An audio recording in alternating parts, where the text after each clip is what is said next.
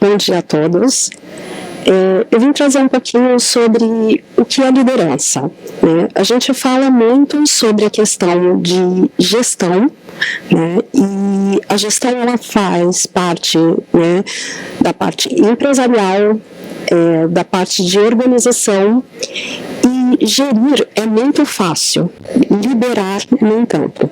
Quando a gente fala de liderança, existem vários aspectos cognitivos, de humanização, de empatia e de relacionamento. Então, quando a gente faz uma conexão para ter esses aspectos, a gente começa a questionar alguns critérios, né? E um deles, que a gente sempre pergunta, quem são as pessoas que nos vêm à mente quando a gente fala de liderança, né? Se a gente pegar a parte histórica, a gente vem ali desde a formação de Abraão, que foi um dos grandes líderes religiosos. De contrapartida, nós tivemos outros líderes, né, trazendo para a história Alexandre o Grande, né, e também outros aspectos, por exemplo, orientadores que organizaram e assessoraram pessoas para se tornarem grandes líderes. Maquiavel escreveu um dos livros, que é O Príncipe, onde ele traz aspectos de liderança, né, onde um líder ele pode ser amado ou odiado.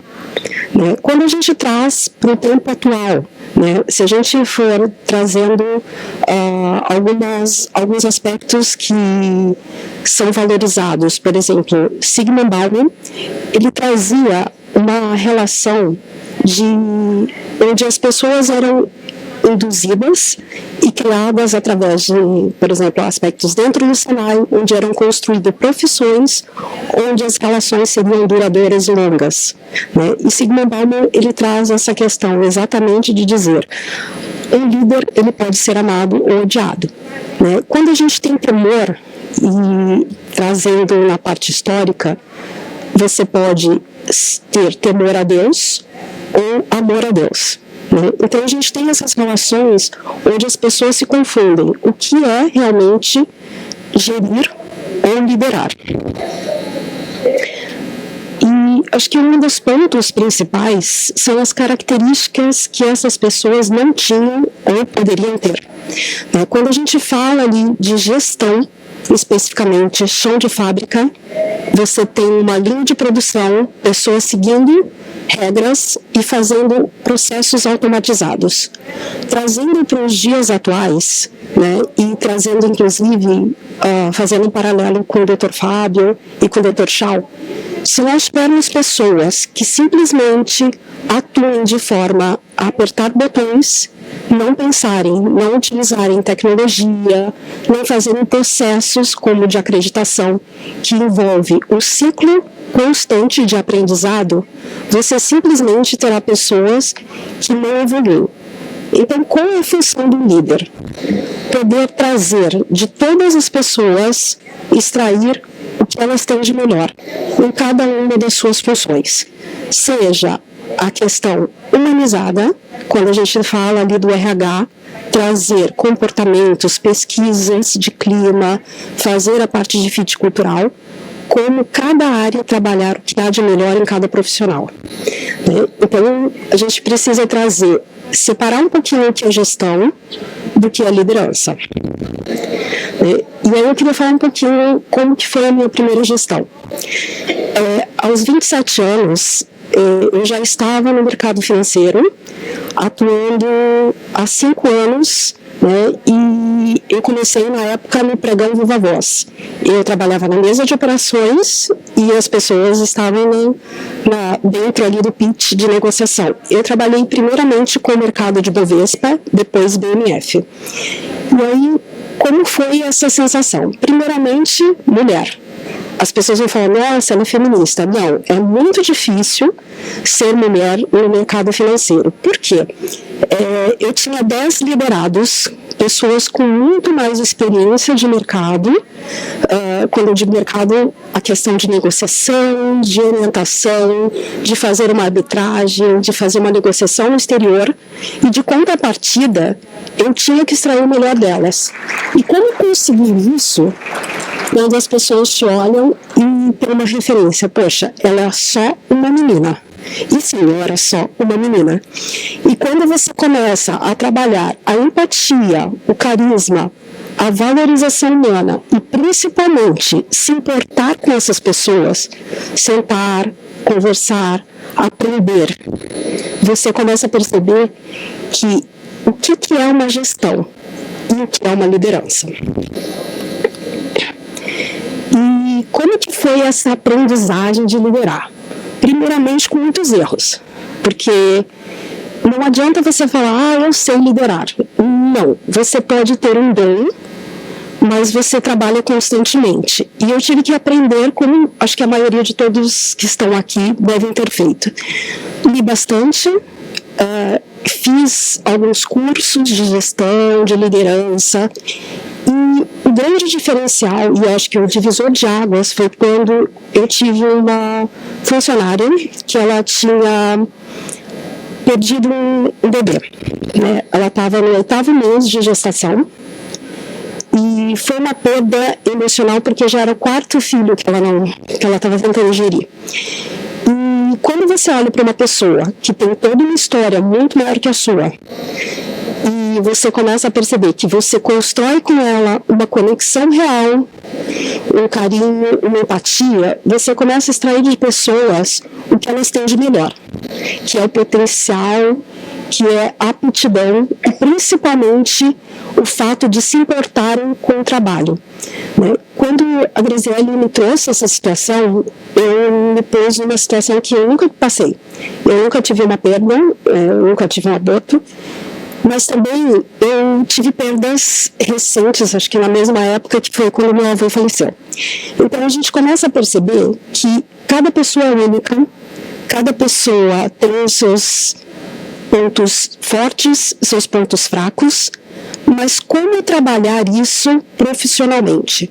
Porque não temos como separar o pessoal do profissional. Né? Nós somos filhos, nós somos pais, nós somos irmãos, nós somos pessoas.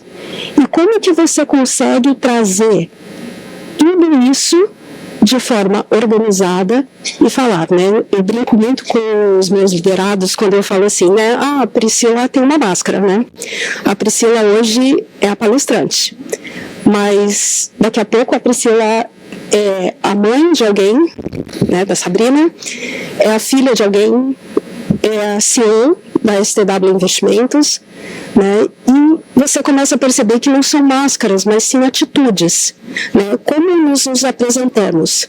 Então, qual é o ponto de equilíbrio que a gente busca quando a gente fala de seres humanos? Eu acho que o principal é a questão de empatia, né? Por que empatia? Se a gente for analisar o que é empatia, é se colocar no lugar do outro. Mas eu acho que vai muito além disso. Não é só se colocar no lugar do outro, mas sentir todas as dores, todas as angústias, todas as emoções e principalmente as frustrações. Né? Quando a gente fala de questões de trabalho, a gente tem uma questão muito importante que é assim, eu trabalho há 18 anos no mercado financeiro e há 14 como advogada. Né? E aí eu sempre brinco muito com todos os meus amigos e liderados. Qual é o ponto que mais preocupa? Hoje a gente fala muito de conselho, de ética, de compliance, e a gente tem ali o Banco Central, a CVM, o Conselho Monetário Nacional. E para ser um assessor de investimentos, a gente tem que passar numa prova, que não é simples, e muitas vezes eu tenho pessoas que têm uma capacidade incrível de relacionamento, de empatia, que transformam a vida de seus clientes, mas não conseguem passar numa prova. E como que a gente trabalha essa questão? Tendo empatia. Qual é o ponto, né, que eu falo chave, que pode impactar uma pessoa não conseguindo passar numa prova? Então, eu acho que todas essas questões estão relacionadas principalmente a olhar para o ser humano e ver ele realmente. Eu brinco, né, que tem aquele filme Avatar, eu vejo você. Então, quando a gente diz eu vejo você sem travas. Quem é cada uma das pessoas? Quem é a Priscila verdadeiramente? Como que foi a história dela? Como que ela chegou e traçou toda a trajetória dela? Então, essa empatia é que traz uma conexão com todas as pessoas. Né? E aí a gente fala muito da questão de preparo contínuo, conhecimento e disciplina. Meu dia, ele começa normalmente às 5h40 da manhã. Eu levanto, né, tomo meu banho, vou para a academia. Depois, quando eu consigo, eu corro no Parque do Ibirapuera, eu sou de São Paulo. Né, e aí eu venho, tomo meu banho e normalmente a gente começa a segunda-feira com o Morning Call, que é trazer as notícias internacionais, o que impacta e principalmente trazer quais são os produtos e quais clientes a gente vai atender. Quando a gente fala de liderança, eu acho que você não nasce líder. Você tem um dom a ser trabalhado, mas assim, é um preparo contínuo, é um estudo constante e principalmente é uma leitura, né? Desde os meus 9 anos, eu sempre gostei muito de ler. E a minha mãe, ela tinha mania de me colocar para fazer redação, né? Então, o livro que eu tinha de cabeceira eram 2, né? 20.000 Léguas Submarinas, de Júlio Verne, e o Diário de Sofia. E cada vez que eu li o Diário de Sofia, eu tive uma interpretação diferente. E a gente começa a perceber que todas essas pessoas que fizeram história, elas deixaram pra gente que a disciplina ela é necessária. Porque senão você não atende metas, você não consegue objetivos e você não faz a diferença em nada, principalmente na sua vida. Como que você vai liderar pessoas se você não consegue liderar a própria vida? Então, isso é um dos aspectos que eu trabalho muito, né? E a questão da intensidade. As minhas relações são muito intensas, onde a gente tem ali toda a questão de conectividade, de conversar. E quando a gente fala hoje de ChatGPT, eu brinco muito que assim, né? Ele te traz um speech, né? Que é um script onde você pode analisar. Mas do que adianta se você não souber se conectar com pessoas? Se você não conseguir identificar que essas pessoas, elas são únicas e elas querem alguém que as compreendam, que as respeitem e que principalmente identifiquem quais são as necessidades delas. Muitas vezes a pessoa ela fala assim, eu quero ser milionário. Aí eu dou risada, tá bom, o que você faz hoje para ser milionário? Eu não guardo nem R$100 por mês. Eu falei, então tá errado. Então, na verdade, o que você precisa é de um planejamento financeiro. Então, vamos planejar juntos? Né? Então, quando a gente fala de disciplina, é isso. Aprendizagem contínua e conhecimento. E o principal é se autoconhecer. E aí eu vou trazer um pouquinho do que é ser assessora de investimentos.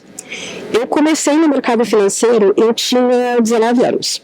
Né? E na época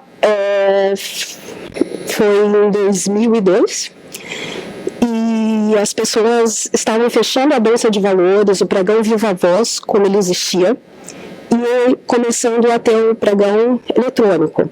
Quando a gente fala de tecnologia, a minha primeira formação foi em tecnologia, né? Eu fui ser advogada depois de 7 anos, né? E o mercado financeiro ele veio por conta da tecnologia. Na época eu trabalhei no Itaú, onde estava sendo formado um home broker, o primeiro home broker, e lá a gente tinha alguns desafios, né? Internet começando de verdade, tecnologia e principalmente a questão de negociação eletrônica. Quando a gente fala de negociação eletrônica, não existe mais o contato pessoal, né?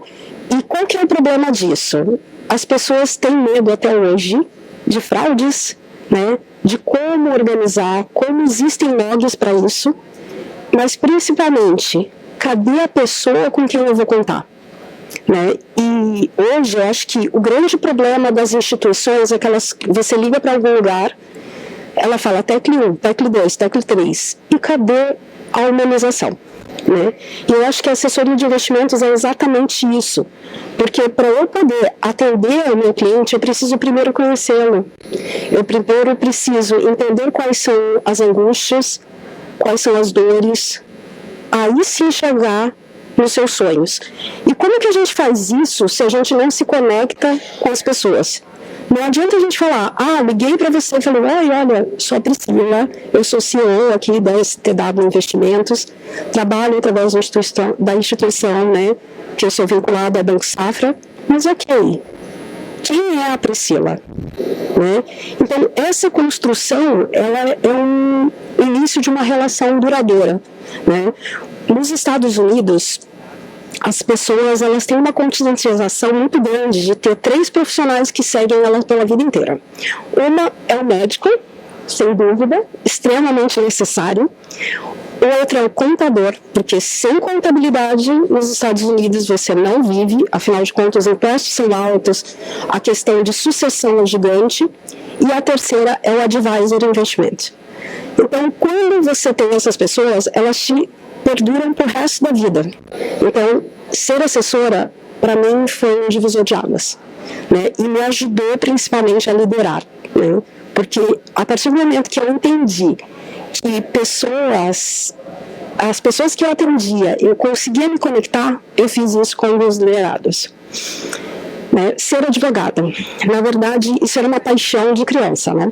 Desde quando eu me conheço por pessoa, eu queria ser advogada.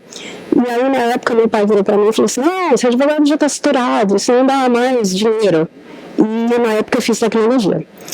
E quando eu estava com 29 anos, eu fiz, né, a faculdade de Direito, tirei meu OAB. E muitas pessoas falam, nossa, é difícil tirar o OAB. Sim, é difícil, mas eu tirei de primeira. E como todas as coisas que eu acabo fazendo na minha vida, eu sou intensa, né? Eu tenho disciplina. Não foi diferente, né? E assim, o que a advocacia me ajudou? Ela me ajudou a auxiliar ainda mais os meus clientes e meus liderados, né? Porque a parte de planejamento empresarial, a parte de offshore, né, trazer ali uma holding, montar a parte de sucessão com os clientes foi de extrema importância para ter a visão 360 e fazer a diferença na vida de cada um deles. Né? Por fim, eu trago uma questão que eu acho que é muito importante. Se nós não tivermos conexões reais com cada ser humano, a gente é simplesmente um robô. A gente é simplesmente uma diretriz que não traz nada de motivacional, nada de importante e não transforma a vida de ninguém. Então, assim, pessoas se conectam com pessoas. Não adianta a gente achar que, vou colocar um robô, vou criar um chat GPT, ou agora a gente tem aqueles avatares, né, que são bonitinhos e tal, mas e aí? Cadê as relações? Cadê a conexão? Cadê a empatia? Né? Cadê o conhecimento, o aprendizado, a disciplina? Tudo sai por água abaixo. Então, é um ciclo virtuoso que a gente pode ter de forma colaborativa ou não. E aí fica a critério da gente aprender a liderar não só pessoas, mas a nossa própria vida. Agradeço a todos.